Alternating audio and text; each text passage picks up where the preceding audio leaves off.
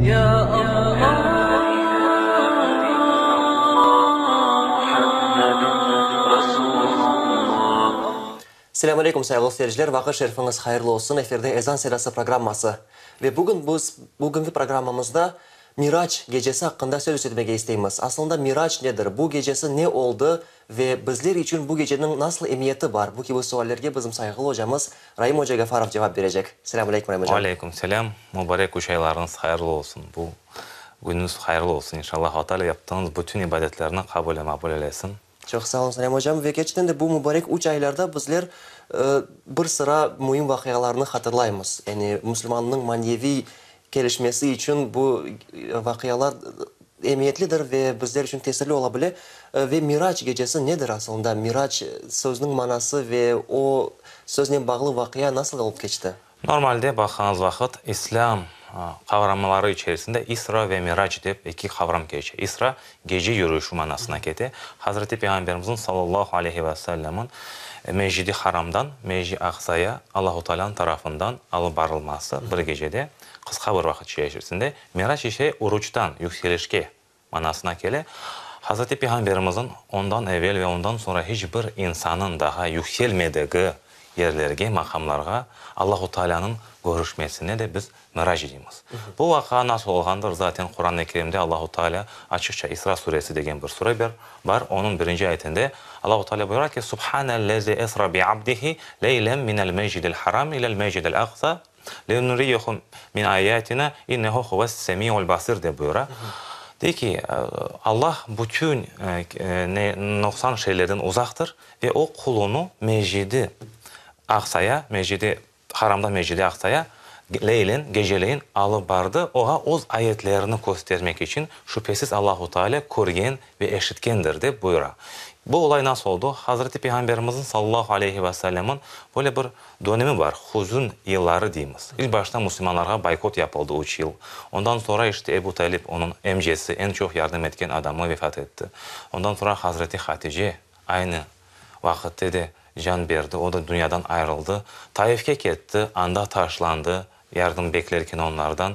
Yani pek perişan bir durumdaydı. İnanmayan adamlar, müşrikler külmeye başladılar. Dediler ki Allah-u Teala Hazreti Muhammed'ini taşladı. Unuttu diye buyurdular.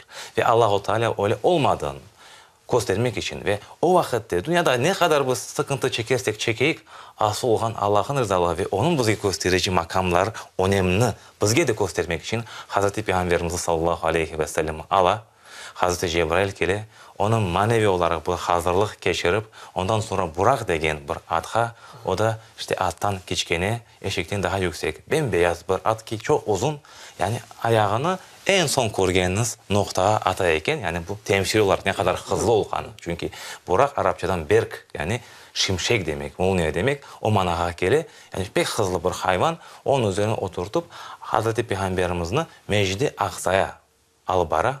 Bu uzun bir mesafe. Aslında o vakitlerde en azından bir tarafı bir ay, arkasına kaytması bir ay. Çok uzun bir mesafedir o vakitlerde. Ve Allah-u Teala her şeye kadirdir. Alıp o Hazreti Peygamberimizin o Burak'ın üzerine Hazreti Cebrail'in yanında alıp bara. Ondan sonra Hazreti Peygamberimiz sallallahu aleyhi ve sellem. Mümkün olsa bu yerde sualim var. Bu yani yürüyüş gerçekten böyle yani bedenden geçti mi ya da sadece böyle Peygamber Efendimizin kozu o günde geçkeni gibi oldu mu? Normalde bakınız vakit bu ihtilaf dediğimiz bir mevzudur. Ama bütün alimlerin çoğunluğu kabul etken bir mesele var. Her ne kadar aytalı, bekim tuşte olgandır, bekim işte ruhnen olgandır, bedenen olmagandır deyip aytılsa da Allah-u Teala Kur'an-ı Kerim'de iki söz zaten işte biz Arapçaya bakkanız vakit esra dediğimiz vakit yürütmek yani insanı yürütmek manasına gele. İkincisi de bir abdihi yani abd kul demek. Kul da iki şeyden yani hem ruhtan hem de bedenden olgandır ve onun için biz de hati olarak inanırız ki Hazreti Peygamber sallallahu aleyhi ve sellem aynı işte vücudun bir kul vücudundan anda barıp geldi. Anda barganı halde işte 2 rekat namaz kıldıra bütün peygamberimizlerin ruhlarına. Ondan sonra Hazreti Cebrail'in Miraç, oruç yaparlar, yukarı çıkarlar. Yukarı çıkanlara vakit anlatıla yani 7 katını geçirler. Her katta bir peygamber var. Birinci katta Hazreti Adem babamız. Hazreti Cebrail kapını çala, andan ses geldi ki kim geldi? O da dedi ki Hazreti Peygamberle beraber ben geldim. Hazreti Adem şaşırdı ki oğa endi vazife verildi mi, o peygamber olarak yollandı mı? Evet deyip kapı açıla, Hazreti Peygamberimiz Hazreti Adem'in kim olğanı o vakit bilmiyor. Ondan sonra Hazreti Adem sağ tarafına baka, anda bir talay böyle insan var. Anda baka kule, sol tarafına baka, böyle kederlene ağlay. Anda da adamlar var. Anda da adamlar var. Ondan sonra çıkarlar Hazreti Peygamberimiz Hazreti Cebrail'e sorayı di. Bu adam kim edi? O da cevap verir. Di bu Hazreti Adem babamızdı di. Niçin di sağ tarafına baktı, güldü, sol tarafına baktı, ağladı. Di ki sağ tarafına bakkanı vakit salih Allahu Teala'ya tanıgan, iman etken, o soyundan ketken bağlarını deyik kordu. Onun için onlar için kuvandı. Sol tarafına bakınca da Allahu Teala'yı bu dünyada tanımagan ve oğa ibadet etmegen kullarını yani ballarını kordu ve onların da üzerine kederlendi deyip ağladı deyip buyurar Hazreti Cebrail. Ve Hazreti Peygamberimiz kısaca ben geçeceğim. Böyle 7 tabağa geçiyor. İşte ikinci tabada Hazreti Yahya, Hazreti İsa, Hazreti İdris, Hazreti Harun, Hazreti Musa ve en sonunda Hazreti İbrahim aleyhisselam'la aynı şekilde konuşulur. Hepsinde yaphanı şey budur. Oz yani soylardan gelgenleri ve onların arkasından ketip ve ketmegen adamlara kuvanıp ya da kederlenmesini koruyor. Ondan sonra da Hazreti Cebrail'in işte cennettir, cehennemdir, gayb dediğimiz şeyleri Hazreti Peygamberimizge sallallahu aleyhi ve sellem'ge açıkça gösterilir. Kimin ne kadar azap göreceği, ne yapacağı anda anlatıla. Ondan sonra Sidratul Munteha denilgen bir yerge gelirler. En üst makam, insanın ve meleklerin bara vereceği en üst makam Hazreti Peygamberimiz anda çıkarıla ve anda Hazreti Cebrail dedi ki toxtadı, ben bundan sonra anda barıp olamayacağım. Hadiste geçkeni gibi dedi ki bir parmak ucu kadar ben okke barsam o vakit yanarım diye. Ben bunda toxtayacağım diye. Ve Hazreti Peygamberimiz daha da yüksele. Allahu Teala'nın koruşu. Koruşması da yani bilirsiniz biz miraç deyimiz de işte namazda her vakit biz de Allahu Teala'nın koruşumuz. Ve ettahiyatu degen bir dua var. Biz de anda Hazreti Peygamberimizden Hazreti Allahu Teala'nın konuşmasını tekrarlayımız. Ettahiyatu lillahi ve salavatu ve tayyibat diye buyuramız. Ne diyemiz? Yani bütün hani Peygamberimiz seslerine Allahu Teala dedi ki bütün mahtavlar, bütün güzellikler, bütün ibadetler her yaxşı şey senin içindir ya Rabbim diye buyurar. Hazreti Peygamberimiz öyle ettince ondan sonra Allahu Teala ona cevap verir. Esselamu aleyke ya eyyuhan nebi ve rahmetullahi ve berekatuhu. Ey Peygamberim diye selam sana olsun, bereket sana olsun, rahmet sana olsun diye buyurar. Ama Hazreti Peygamberler daim bizi düşüngeni için ne diyor? Esselamu aleyna ve ala ibadillahi salihin.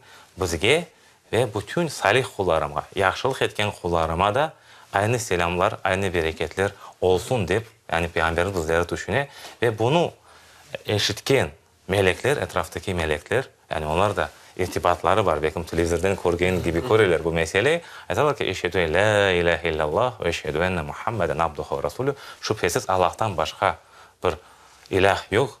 Peygamber de Hazreti Muhammed onun peygamberidir deyip şahitlik ederler. Biz de namazlarımızda bunu bir şekilde bir nevi hatırlayımız, yine tekrarlatamız. Evet, ve bunu hatırlap biz etehiyatını okusak namazda keçkende bu namaz bizler için Allah katına yapacak miracımız gibi Evet. olğanını da yaştasın öğretirimiz. Hazreti Peygamber zaten buyurar. Diyor ki böyle Müslümanın miracı nedir? Namazdır. Allahu Teala'nın konuşmak için Hazreti Peygamber en yüksek mertebeye alıp barıldı. Ama biz secdeye başımızı, yere başımızı koyganımız vakit Allahu Teala'ya en yakın malde olamız. Bu vakıyanı gerçekten de tarif etkende yani bizim her şeyini anlayacak bir imkanımız olmaz ve bazıları şu bilenebilirler. Aslında sizin şunu tarif etken rivayet o kaydan kele ve ona inanmakның emniyeti nasıl yani insan ya ben buna inanmayayım dese ola mı? Yok, öyle bir şey olmaz. Yani Hazreti Peygamberimizin sallallahu aleyhi ve sellem'in öyle mecidi haramdan mecidi aksaya varılması meselede bizim inanmamız mutlak bir şekilde. Çünkü okuduğum ayet-i kerimde Kur'an'da geçiyor. Kur'an'da geçiyor Allahu Teala'nın sözüdür. Onun için biz buna mutlak bir şekilde inanmak gerekmez. Bazı hadisler var orada işte teferruatlı olan hadisleri de onları da işte bakmamız gerek hadisin durumuna göre ama genellikle bu vakıa olgandır. Allahu Teala'nın Peygamberimizin en kıyın, en sıkıntılı dönemde oğa bir yardımıdır ve ondan sonra da işte gelgen şeyler mesela 5 vakit namaz Miraç'tan sonra bizge ne yapıldı yani farz kılındı. Çünkü Hazreti Peygamber sallallahu aleyhi ve sellem daha evvel de namaz kılganı Hazreti İbrahim'in şeriatı üzerine kılganı keçe ama 5 vakit namaz bilirsiniz o halda yaşanına. Çünkü Hazreti Peygamberimizge Allahu Teala böyle temsili olarak bu kadar nimetke şükür etmesi için dedi ki günde 50 defa namaz kılacaksın. Bu şu anda 5 kereyi çok görüyoruz. Ya bu nasıl oldu? Allah Teala 50 dedi, biz 5 kılamız. 50 oldu. Ondan sonra Hazreti Peygamber aşağıya gelgeni vakit Hazreti Musa'nın görüşü rivayetlerde öyle geçe. Hazreti Musa diyor ki o senin ümmetine kıyın olur. Sen ket Allahu Teala'dan bir koruş o daha indirsin. Ve Hazreti Peygamberimiz kete indirile farklı rivayetle farklı sayılar geçe. Ama en sonunda 5 kere değil Allahu Teala ve gene de Hazreti Musa diyor ki o da çok olabilir dese de Hazreti Peygamber diyor ki bundan daha ziyadesini indirilmesine ben utanırım diye. Ben diye Allah-u Teala'nın karşına bir saygısızlık olarak görürüm diye. Normalde bunda temsili bir mana var. Yani biz 5 kere şimdi namaz kılamız günde 50 namaz savabını alamız. Yani onun Allah-u Teala'nın rahmetinin sayesinde. Ama bu da bize gösterir ki biz ne kadar şükür etsek Allah-u Teala'nın nimetleri için gece gündüz ibadet etsek bile yine de azdır deyip bizge gösterir. Elbette ki yani biz de namazın kıymetini bu yerde anlayabiliriz. Yani o Miraç'ta Allah'tan doğru Peygamberimizge bu ümmetke emir etilgenini görüyoruz. Ve Rahim hocam bu yerde Miraç yani İsra Mescid-i Aksa'nın bağlı olganın emniyeti nasıl? Yani ne için Peygamber Efendimiz Mekke'den Mescid-i Aksa'ya yani Kudüs şehrine gitti? Normalde bakkanız vakit bilirsiniz hani hadislerde de geçe, bizim de din bilgilerimizde her yerde geçe 3 tane mecid var. Böyle çok mühim. İbadeti çok olan. Ve Mescid-i Aksa'nın da bütün peygamberlerin de ruhların orada namaz kıldırması. Çünkü onların da onunla bir bağı var o yerin. Kutsal bir yerdir zaten. Bereketlendirgen bir yerdir. İslam'a göre. Evet, Kur'an'da buyuruyorlar. Ve 3 tane mecid var. Yani orada çoktan çok sevaplar verilir. Çoktan çok dualar kabul olunan. Birincisi Kabe.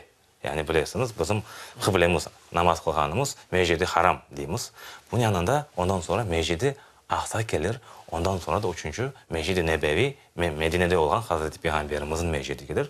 Bu zaten mescidlerin yeri ayrı. Onlarda yapılan ibadet başka yerde yapılan ibadetten kat kat daha üstün sayılan. Ve tabii ki böyle bir bağ olganı için adı var o. Rahim hocam o vakitte Müslümanlar ve gayrimüslimler yani İslam'ı kabul etmeyen insanlar Peygamber Efendimiz'in bu hikayesini nasıl kabul ettiler? Yani Peygamber Efendimiz sabah tura demek ki ben bu gece varıp geldim Mescid-i Aksa'ya iman etmeyen insanlar inanmaz. Nasıl oldu bu şey? Normalde aynı aytkanız gibi oldu. Şimdi birincisi Müslümanlara aytayık. Müslümanlar yani el bağlaban bir misal olarak Hazreti Ebu Bekir, Allah ondan razı olsun. Zaten Sıddık deyimiz biz oğa. Yani bir lakabı Sıddık'tır onun. Ne manada da? Çünkü oğa böyle bir şey diyorlar ki, eşittin mi Hazreti Peygamber öyle bir gecede bize bir ayda barılmadığımız bir yerge bargan, bir de kaytkan yani 2 ay yeter. Kaytkan bir de onun dışında başka yerlere gezgen, bizim görmediğimiz yerleri. Bu böyle bir negese ne aytarsın dedikleri vakit, o dedi ki, eğer Hazreti Peygamberimiz aytkan olsa, ben buna inanırım. Yani Sıddık zaten doğruluğucu demek. Yani ben bunu doğru kabul ederim diye. Ve Müslümanlar genellikle kabul etti. Ama inanmaganlar kuvanalar diler. Ola diler biz şu adamga nasıl erişeyik bilmeyedik, nasıl erişeyik de bir tane zayıflığını tapayık deyip ozuk getirdi bizge o kadar balaban bir fırsat elimize geçti deyip aytılar ve Hazreti Peygamberimiz sallallahu aleyhi ve sellem'in yanına gelip dediler ki toxta biz şimdi bir dinleyik sen ne aytasın? Ve bilirler ki Hazreti Peygamberimiz ondan evvel anda barganı yok. O taraflara barmagan. Ama onlar ticaret için çok giranda barıp gelgenler. Onlar o tarafları yaxşı bilirler, her tarafı gezgenler. Ve Hazreti Peygamber'e sorarlar ki, şimdi bu sağa soracaksınız, sen anda ne gördün? O sokakta ne var, anda ne var? Sen bizge bir anlat, bu sağa inanayık anda bargan olsan, görmeyin gerek deyirler. Hazreti Peygamber sallallahu aleyhi ve sellem biraz sıkıla. Niçin sıkıla? Çünkü onun niyeti yücelerin yüzü Allah-u Teala'nın konuşmak. O heyecanla Allah'ın konuşacak. O etraftaki şeylere bir kulak asmagan. Evet. Yani bir kulak asmagan anlatılar ki bir tane kartapay kele ya Muhammed diye bakırak Hazreti Peygamber olup bile kulak asmay kete. Hazreti Cebrail kule diyor ki bilirsin mi kim o kartapay? O diyor ki bu dünya hayatıdır. Ama biz işte ondan kimse evlenmek istemiyor ama biz onu süsleyimiz, evler kuramız, arabalarımız hep o dünya için çalışamız. Diyor ki sen ona baksaydın senin ümmetin zaten hep dünya peşinde getirdi deyip. Buyur ama Peygamber ona bile bakmay. Ve şimdi onu öyle sualler sorganlıkları böyle teferruatlı sualler sorganı vakit Hazreti Peygamberimizin canı sıkıla ama Allah-u Teala yardım etti. Kete bir bayarga tora yani bir televizordayın. O yerler gösteriyor. O mesafe yine kısaltıla yani mesafe yok ola. O gözlerin o tarafları göre ne sorsalar cevap verir. Onlar şaşmalaylar. Ondu ki buna da ben dey sizge yeterli gelmese dey ben sizge aytayım şimdi dey bir karavan, kervan gelecek dey. Ayda anda dey bir su tabağı anda tura dey. İşte ne bileyim birinci devenin rengi budur dep anlatar. Dey ki onlar dey manda olacaklar içinde böyle mallar vardır dep aytkan amalde bunlar heyecanlanlar dediler ki bir bakay gelecek mi gelmeyecek mi sabaha degende ve güneş turganda birisi kuana ha dey güneş turdu dey. Kervan gelmedi diye ama diğeri bakra yok bu taraftan geledi. Ve bakalar ki her şey doğru ama inanmayan, istemeyen adamga bir şekilde sen anlatıp olamazsın. Onlar diyorlar ki ya bu bir buyudur, işte bu ne bileyim başka cinlerden bağlılıktır, başka şeylerdir deyip yine de inanmak istemiyorlar. Yoksa Hazreti Peygamberimiz her şeyini ne olsa anda dülber bir şekilde onlara Allahu Teala'nın tabi yardımının göstermesinin anlata. Ve bu Hazreti Peygamberimizge balon bir moral bile ve bundan sonra Hazreti Peygamberimiz 5 vakit namazga turgani vakit. Müslümanlar 5 vakit namazga turganları vakit o inanmaganlar endi aytıp olamaydılar. Yani Allahu Teala onları taşladı deyip. Çünkü o da bir Allah'tan konuşmayı onlar da öyle anlaydılar. Dediler ki 5 vakit namazın da kıymeti o. Bunun yanında 2 tane daha hediye var yani. Birincisi 5 vakit namaz. İkincisi kim Allahu Teala'ga şirk koşmasa. Yani bir başka bir tanrı tanımasa, başka bir şey Halik tanımasa onun cennetke gireceği balban bir müjdesi getiriyor Hazreti Peygamberimiz ve Bakara suresinin 3 ayetini işte Amene Resulü bize bütün yatsı namazlardan sonra okuyumuz zaten okumak gerek. Hazreti Ömer'in bir rivayetinde geçer ki kim Amene Resulü okumadan yazsa aklı yerinde değildir yani onun kıymetini göstermek için öyle buyura ve Amene Resulü degen işte o son ayetler zaten bizim imanımızı göstergen, nasıl namak gerektiğimizi göstergen ayetler indirile pek balaban, pek mühim bir gecedir. Biz de inanamız ki bugün işte pazar günü 25. yani işte pazar gününü pazartesiye baylagan gecede de işte bu Miraç kandili olacak. Miraç kandili deyimiz bu mübarek Recep ayının 27. gecesi. Allahu Teala Peygamberimizge bu kadar rahmet etken, bu kadar mucize vergen, bu kadar işte yerlerin göstergen. En balban nimetini göstergen. Biz de onun sayesinde işte o Hazreti Peygamber'e bu gece hani salavat getirmek gerekmiz. Çünkü Allah-u Teala o kadar vergen şeyleri biz de özümüzden salavat getirecekmiz Hazreti Peygamber'e. Bunun yanında ibadetle geçirmek, özellikle namazla. Çünkü namaz diyeyim ki bu geceyle bağlı namazlarımızı, kazalarımız vardır. Nafilelerimiz var işte nafile kılarımız, kazalarımızı kılarımız, farzlarımızla bir şekilde 5 kere kılarımız. Amene Resulü'yü okurumuz inşallah başka da ibadetler deyimiz ki bu gecenin kıymetini göstermek için ve Allah-u Teala Peygamber'e bu kadar nimet vergen inşallah Allah-u Teala biz de her ne kadar sıkıntıda olsak da o da bizi böyle ferahlatır. O da bizlerini işte manevi temizlik baranda bir yürek temizlemesi var Miraç olayında. Biz de yüreklerimizi eğer temizlersek Allah-u Teala Peygamberimize gösterdiği bütün dülberlikleri de bizlerge inşallah gösterecektir. Çok sağ olun Sarayım hocam. Gerçekten de bu ümitle biz de bu günlerini geçirmeye çalışacağımız. Allah sizden razı olsun. Sağ olun. Saygılı seyirciler hatırlatamız bugün bizim stüdyamızda Rahim Hoca Gafarov bulundu ve bizler İsra ve Miraç vakayaları hakkında söz ettik ve gerçekten de bizge bir kıymetli bahşiş verilse biz ona nasıl davranarmız? Bir düşüneyik. Yani bir sevimli insanımız bizge bir şeyler bağışlasa onu yaxşı bir yerge koyarmız, unutmamız. Ve bu günlerde bizler daha ziyade ve umumen ayet devamında her günümüzde Allah tarafından bizlerge bağışlanılgan bu namazını ve Kur'an-ı Kerim'de gelgen ayetlerini hatırlap, onlarını da en kıymetli yerde yüreğimizde yerleştirmek gerektirmez. Allah cümlemizin razı olsun. Sağlıklı kalınız. Ya Allah